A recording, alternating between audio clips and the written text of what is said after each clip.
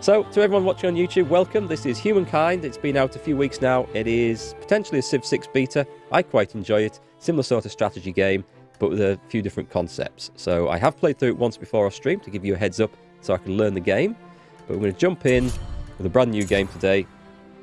It's my slightly customised character. This is the closest as I could get it looking to me, which is not very close at all. With the Yorkshire rose there, just looking a little bit too pink. Not white enough, but it'll do. Normal speed. Normal world, standard difficulty. Let's jump in, and hopefully this time it is not going to crash on us. We shall see. Fingers crossed. What difficulty? It's called Nation difficulty. Our universe contains infinite stories. It's classed as normal, I think. Most of which are about rocks and ice at sub-zero temperatures in a vacuum. Rather boring. However, on a small damp rock, there is a story that bears a second look. It's your story. But the first 4 billion years or so mostly concern amino acids. Not much of a page turner. But then, over time, the amino acids bond together and things start to get interesting and a bit drier.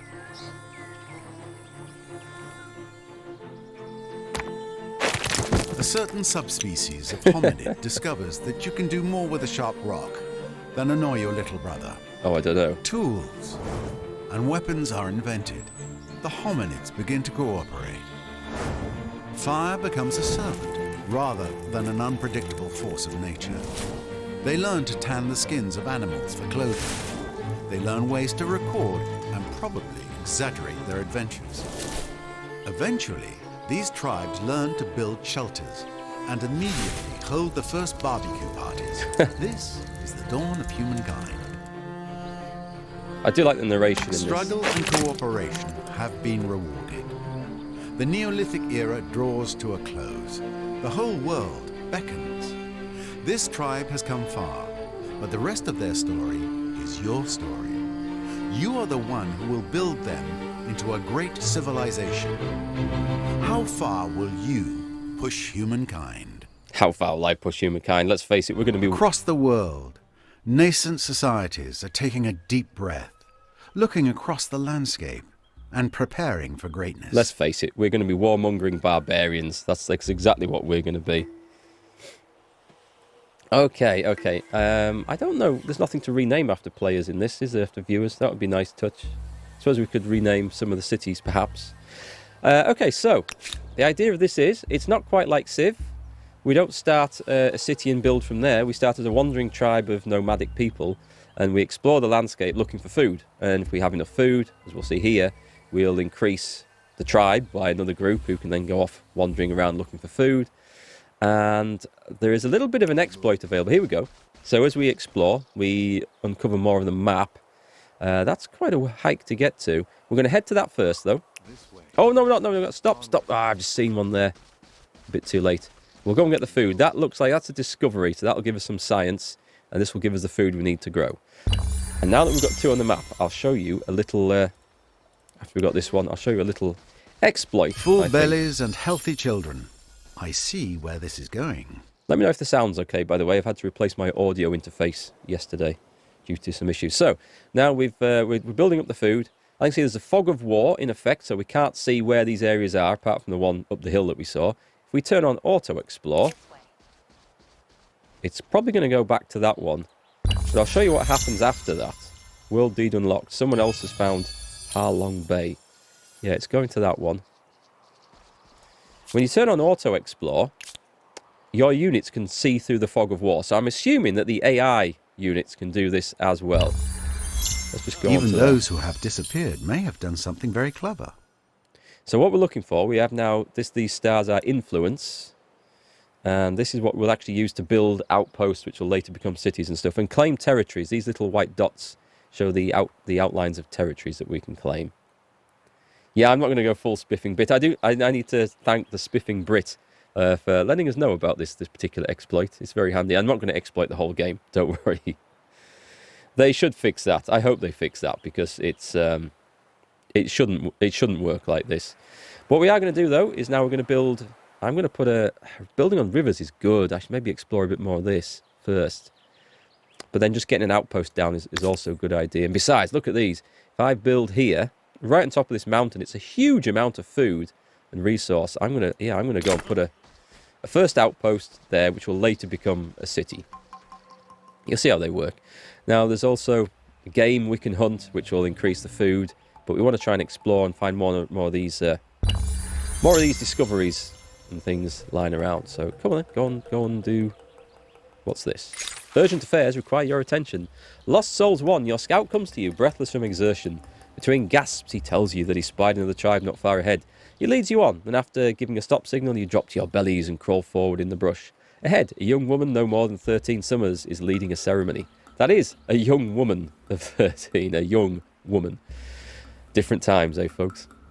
Let's have a look. Her leading ceremony. Her audience, a dozen or so equally young or younger tribesmen. Many are crying, and when you see the bodies laid out, you understand they're in mourning. You know what you must do. We will welcome them into the tribe, because this will give us an extra group of people. And I can turn Auto-Explore on. And there we go. They can see through the fog, they know exactly where to go, and they pick up the extra food. Exploit, maybe. Will the AI be doing it? I assume they will. So I'm going to use it. It's only for the initial early period, the Neolithic period. After that, it doesn't matter. So we'll use it to get off to a decent start. We've got a good outpost. That's going to be a good location there. Lots of food and lots of production. So that should be fine. But what I really need... See, they're going off now, wandering across the world, and they are going to be hoovering up as many of these as possible. We hope. Tiger Faust has resubscribed with Prime for 2 months. It works now. You feel better with the confirmation. Thank you very much. Cheers for that. And these... Yeah, go on. I'll put you on Auto-Explore for now. Oh, they're going that way. Have they seen something I haven't, maybe? By building an outpost, claiming territory is this easy. The trick, of course, is keeping it. There we go.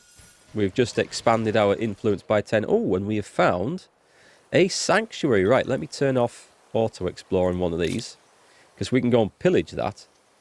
Now, the idea of the game is not necessarily to conquer the world, although you can do that, and we probably will do that, but it's just to build up a massive score of fame by conquering the world, I suppose, or building wonders and achievements and stuff like that. So you'll see how it plays as we go through. A culture chosen. So other tribes have reached the end of the Neolithic period and are now picking cultures. So we're a little bit behind with things. I need to find some more discoveries that will, like that. That will, or like that one, in fact. That will power me up to the next age, and we can pick a culture to begin the game with. But we're going to start by heading down here, and we're going to pillage this place right here, which will give us 20 food. That's going to increase the tribe next turn. That's going to be excellent. Spiffing Brits Twitch Bits exploit. I didn't see that. Surprised you didn't get sued or banned by these companies. A Twitch bit exploit. That does sound something very risky. I haven't seen that one. I love his videos. How he finds these loopholes and flaws in things that companies just don't plan for. I mean, they really should. Look at that. Look how that tribe can see through the fog, and it knew to go exactly back there to pick up that discovery. I don't know. I think that's a bit of a major flaw in the game, but as I'm assuming the AI are doing the same to me, I don't mind too much about it. Let's start with this lot here, and you can go straight down and get that. Start feeding, and we'll put you on Auto-Explore, I think. They know where to go. I could go and fight that thing. If we kill five deer or mammoths in this period, we get a Neolithic star, which I think adds to fame. Yeah, go on. We might do that. We can beat a deer, he says. You guys come back up here, because I want to start claiming some territory, just in case there's any enemy civs around. I can't get my words out today. I'm going to blame it on the man flu. The fungal hoarder. This sounds really bad, but it's not.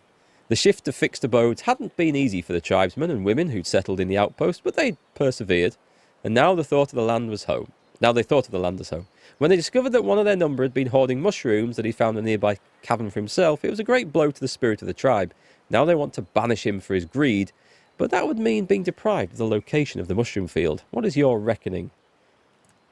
Well, I think there's various you get these events from time to time, and all they really are is like usually a temporary buff on the city or a penalty, depending on the outcome. This one looks quite good though, 2 science, and this looks like a permanent. Or is it 2 science now? I think it's 2 science now, so that should boost this up. When we get to 10, we hit the what we need to trigger the next era. So it's just 2 science for that. Whether that was worth it or not, I don't know. But what I have learnt from my initial playthroughs is that it's not too critical what you do at the start, and there's always ways to catch up later. So where are these guys going to go? That's their last movement point. I'll get them shifted around. I wonder if there's anything up this way. We should go and get that discovery at any rate. So I will send them up there. Oh, no, stop. We've got some fighting to do. Right, this is going to be 2 of the 5 things. Ah, screw it. Let's pick a culture. Let's move up to the next level. So, what we're going to do... I do like playing warlike in these games because there's many ways to win a game, but I find the military conquest to be usually the most engaging and exciting. And this is one of the different features of Humankind, is we don't pick a tribe now and that's us for the rest of the game. Every age you go through, the ancient, the classical, the medieval, you can, if you want to, pick a different culture, which will have different bonuses, some of which stack through time, like this top one. For the Assyrians, this raid masters, +1 land speed is a big deal, especially early on. Not so much the combat strength, but that will stack up through time, so you'll always get that. And they get a building, unique building for the era, and a unique unit. Depends how you want to play. Like the Egyptians, for example, make excellent builders. And they get the pyramids, which is like an excellent district you can put down. They're all pretty good. The Hittites just get a basic combat strength. It's not bad, but it doesn't feel like it's special enough. I will say at the moment, I don't think all these different cultures are balanced, but they do offer different ways of playing. All with different units, different things to build. I haven't found one that's particularly amazing early on. The Nubians. The Assyrians, I do quite like that. The land movement speed. I think we're gonna start off with the Assyrians. We've got access to horses, or we will have. So let's become the Assyrians, and I get a nice little sort of toga dress sarong thing to start off with. Auto-explore to cheat. The AI knows where everything is in the Neolithic area. Yeah, that's what I assumed. If the AI are doing it, I might as well do it too. You always go with the food or production ones. Yeah, they're quite good. I quite like the movement speed ones because it'll kick in next turn. It's still showing us 4, but it should kick in next turn. Especially on the warriors and stuff, then suddenly you can get around the map really quick. I really like that. But we might not be in the early period very long anyway. So let's get one of these killed. So you'll see how basic combat works. You can auto-resolve these. There's no point redeploying here. There's no high ground we can get. Well, there might be if I can get them to come over there. Let's start there. You get an advantage. They will come... Oh, okay, I think they're going to come charging to me. You get an advantage for occupying high ground, which is great. So if you charge out of high ground at an enemy, you'll do more damage. But the battlefields are always limited, and you can stack several units on one square, unlike in Civ 6, and they will all appear in the battlefield, and some can come on as reinforcements later. So, combat's a very simple effect. We've only got melee units at the moment. We'll get ranged units later on, and cavalry, and siege weapons, and yeah. But it's basically, you're looking for the high ground advantage in any fight. I don't think we're going to get to kill all 5 of these, because we're moving on, but it was a bit of fun. You can actually, if you stay in the Neolithic era a long time and just pick up all the food, you can grow a massive stack of scouts, which they are military units. And it gives you a huge advantage in the next era, which I maybe should do, but anyway, we're going to try not to cheat too much in this game. I don't think we really need to, but it's an option. But I would advise watching the Spiffing Brits video on it if you want some more information. It's very informative. Okay, what's next? A tribe's legacy. You stand at a crossroads. For many moons, the tribe had trekked the wilderness slowly, tortuously, learning the secrets of this world. How the materials hidden in the deep places and in plain sight might be fashioned to the tribe's advantage. how the beasts and plants of the lands and seas can be most fruitfully harvested, and how myths and stories can glacially but inescapably give power over our greatest enemies, other tribes. Now you must decide in what domain the tribe will truly sharpen its knowledge for the ages to come. Will you be renowned as makers, farmers, or charmers? The astronomy trait, what's that? +1 science per population point. Plant law for farming. I kind of like production, so I will go for, we'll be going to be makers. I always pick this when this option comes up. I always feel like production is kind of one of the most important things. And thank you for the hydration, Tiger Faust. See you later as well. Okay, into the new era. Ah, the challenges of a young civilization. It's hard keeping up with the neighbors when they have the wheel and you don't. Humankind learns quickly that everyone contributes. If you're terrified of wild animals, you can grow lentils or catch fish. Tribes settle towns. Towns develop markets, and markets begin the exchange of goods, services, and most important, rumors and hearsay. So now, we advance as the warlike Assyrians. You're not going to be a very nice neighbour, are you? That's me. I am not a very nice neighbour. Jesse004, thanks for the 4 months of Prime subs. Cheers, thank you very much. I really appreciate that, especially at the moment as I'm feeling down and worn out. That's a bit of a pick-me-up. So we are the Assyrians. Good stuff. We are building a fame score now. In 4th place, we have some work to do. We only have to be at top by the end of the game, though, so it's no issue. Some other nation is finding lots of exciting stuff. So we've moved up in the ages, population gain, and now we can transform this into our first city, Assur. So we've got lots of stuff we can build. We have pretty good food and industry right from the start. We've got some strategic resources, horses and copper, which are 2 of the really important ones. We can't use them yet, so we need to get some science on the go, which we'll do in a moment. But I'm going to build this as the first one, the pottery workshop. It's going to give us more influence per turn, and we use that to expand the empire, to build outposts, and generally use it for a damn lot of things in this game. That's the thing I always struggle with, having enough influence to do all the actions that I want. Right, and science. Let's take a look. You'll recognise this from the Civ games. It's very similar. Science tree that you see in pretty much every game like this. We're going to go with... Now, if I get domestication first, can I actually do that? This is the one that lets you develop copper and the other resources. I'm going to go for domestication. It's even in RimWorld. Do they have this in RimWorld, a tree like this? I haven't actually played RimWorld. It's one that I probably should, because everyone I speak to speaks very highly of it. We have... Right, just cancel that. 2 lots of scouts here. Understood. Let's send these people off for an auto-explore. They will explore the world for me. Let's see where they go.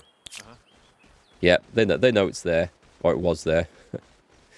We want to plant down some outposts in these neighbouring territories. So, oh God, we've got neighbours.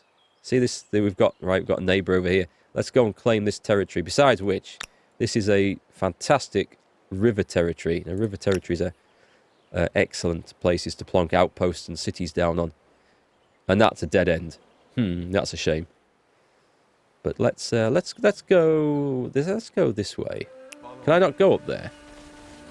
No, I can't. Balls to that. Too steep. You can't go up cliff sides, unfortunately. And you can auto-explore as well. Coffee. Lots of coffee. Hopefully better than the trash I made earlier. Think I'll enjoy RimWorld. It's harsh and punishing. I have got that vibe from it, from watching a few people stream bits of it. It's pretty difficult. The last harsh and punishing game I played was Frostpunk. The Frostpunk DLC. And it was a little bit too harsh and punishing for my tastes, I must admit. I found it a little bit frustrating, but RimWorld looks pretty good. It's ridiculous too, in a good way. I like ridiculous games. Yeah, this is that we don't quite know what we want to be, Civ. Yeah, the exploits we're trying to leave behind. We're trying not to use them. But this is the... I don't know. I personally, I think this is... I enjoy it more than Civ 6. I think that's certainly fair to say. But it's different. My favourite thing about Civ 6 was Sean Bean's narration in that. I absolutely loved it. Got an army somewhere. But the narration in this is pretty good. And the voice sounds very familiar, like an actor that I know that I can't quite put my finger on his name. I don't know if it will be him, because I don't know if this is a big enough budget game for that sort of voice acting talent and the fee that would come with it. But it sounds pretty good anyway. 3 out of 5. I will just explore this area in case there's anything off the coast to see. No. Okay. I'll put them to... I'll send them back down here and we'll plant some more outposts down. Outposts are what we need. I definitely need to get this area before my enemies do. We found an old hoard there. There's some gold. Gold I found is... Hang on, you want auto-explore? Yes, let's turn that off. I want you going this way, please. Fact. Will this tell us... Look at that. 20 and 10. That is a fantastic place. I'm going to go and claim that before the orange people do. Game looks neat. That's decent UI, but somehow I don't know about the Civ changing on era up in this game. Makes it... Yeah, super meta-gameable. You're exactly right there. You can go really cheesy on this and pick a load of... I mean, it's not balanced. Some of the cultures just aren't balanced compared to others. They're just not as good. But you can pick an ultra cheesy path through the cultures, which gives you particular bonuses that stack age on age. And I don't know that it's been thought through quite enough. I guess it's only an issue in multiplayer and not so much in single player. But you can stay as the same culture. You get a fame bonus to your score, but then you don't get any new special units. I don't know. I haven't done that yet in any of the playthroughs I've done. Not done a full playthrough. Well, from one full playthrough, but the other ones have just been starting experiments, shall we say, until I get bored or make a mistake. Okay, what we're doing, we need to go and claim this land as well. Probably more important to claim this, but we need this because it's adjacent. Where's the good spot going to be here then? It's not actually recommending anything. Oh, hang on. Just stop that guy there. Turn the auto explorer off. Next turn they can go and pillage that.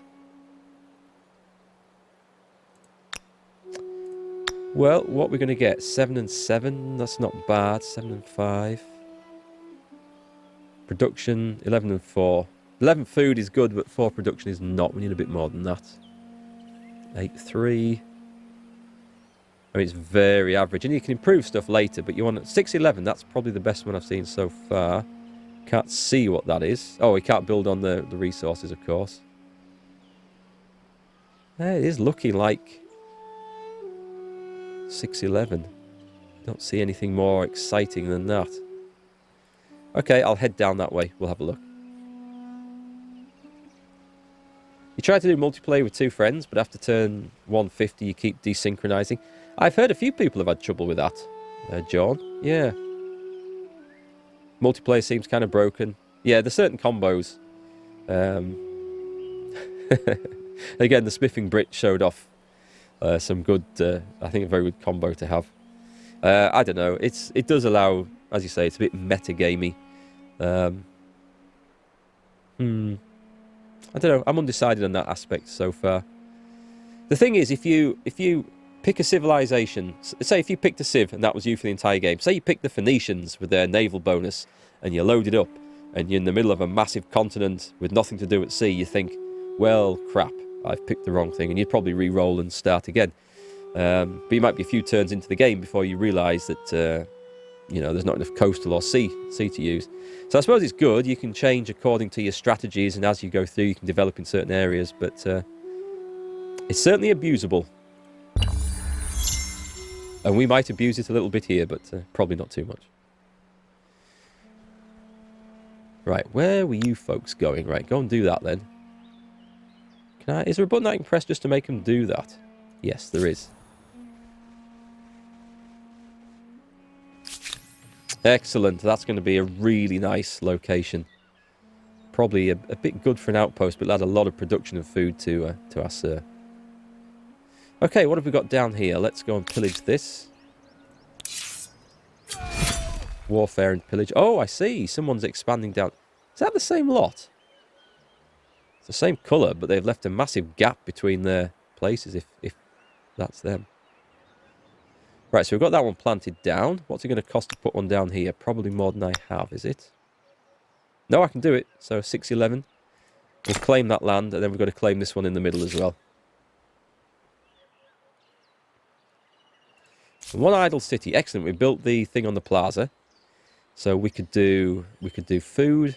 Food we don't have a lot of. Industry. Don't need any more scouts right now. I don't know. This is going to be 2 influence and some district fortification. It's not a bad idea. I don't know whether it's essential, but I do feel like we should build some of our, you know, culture-specific buildings before we move out of that time. If I get attacked, it's going to be from along there, but I'm trying to find somewhere where I can block off their approach. There isn't really anywhere. I'll stick it there then. That'll do.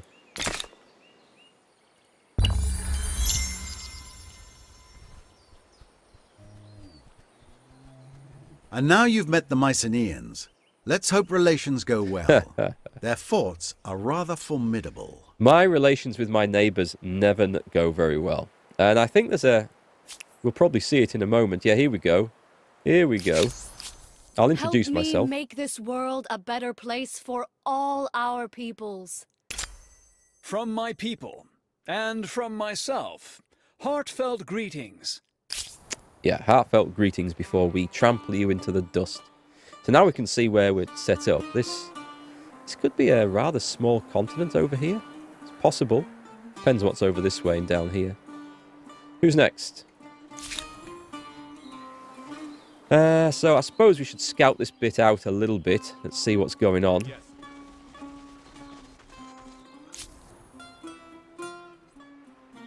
That's being pillaged nicely. Do we want to kill those? There's not a great benefit in killing them now, but we'll do it anyway. Do an instant one on that because I can't be bothered to fight it. I think we get some cash now for killing stuff. You can rest up before we move on. I'm going to put you on auto explore. It seems to know where it's going. This we need to claim as well in the middle. Turn that off. Where can we build there? No. Oh, there is a river. There's a river up here, so somewhere along that might be quite useful. One good thing about trying to place down these outposts is that it's not quite like a city in Civ, is where you have to make sure the areas around you are the most important ones, because you can develop and spread out as you build through the game. You can actually move an outpost if you need to, if you get it wrong. But as long as you claim the region, that's the most important thing.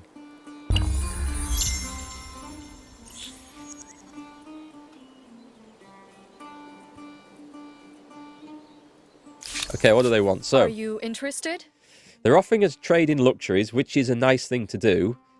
At the difficulty I'm playing at, this is nation level, which is, I think, supposed to be classed as normal. If you try to counter their proposals with anything, this is where you say, well, we'll accept that if you pay us some cash. It seems to me that they will always say no. Let's see if this is the truth. Let's see. So I'm going to say, yeah, we'll go for that if you pay us some money. Refused. Every single time. It works at easier difficulties, but at this difficulty above, I don't think that even needs to be in the game, because it never seems to be an option. Lower difficulties, they'll accept every time. This one and above, they just refuse every time. That's my experience of the game anyway. You guys might have found different. Your PC struggles with the game?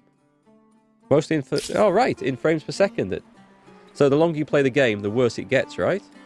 Oh, okay. Because it's not a graphically intensive game, as you can see, but it sounds like some sort of issue with memory leak, or maybe just the amount of memory in use as the game goes on. Because there's more units and stuff, it's all churning away in the background, rendering stuff on screen that you can't, off screen that you can't see. Maybe, perhaps. You think it's to do with fame level? The reason they refuse that? I don't know. I found that I've never ever, no matter how powerful I've been or anything else, at this difficulty level, I've never had them accept a counter offer. So we shall not worry about that anymore. Let's go for a bit of an explore and see what we can see. Not a lot, apparently. Let's go. I could go trespassing across their lands, but let's not give them any real reason to declare war on us before we're ready. We've got gold down here. And sage. Let me see then. Do we have... We've got that built. Do we have enough for... 80. I need 80. Let's do this. Over here. I suppose I've got a unit there that can go and deal with it. We could put these people onto the auto explorer again. Let's go.